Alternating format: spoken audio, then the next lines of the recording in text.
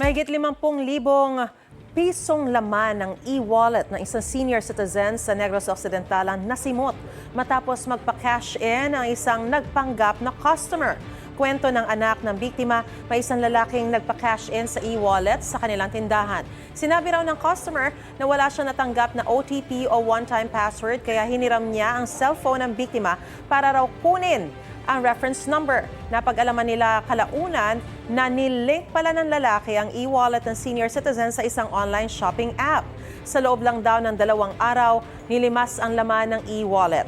Inireport na sa pulisya ang pagnanakaw. Ilang payo ng PNP Anti-Cybercrime Group sa e-wallet users, huwag ipagamit ang inyong e-wallet account sa ibang tao. Huwag ipamigay ang inyong one-time password. Iwasang pindutin ang mga kahina-hinalang links at laging i-log out ang inyong e-wallet account pagkatapos gamitin.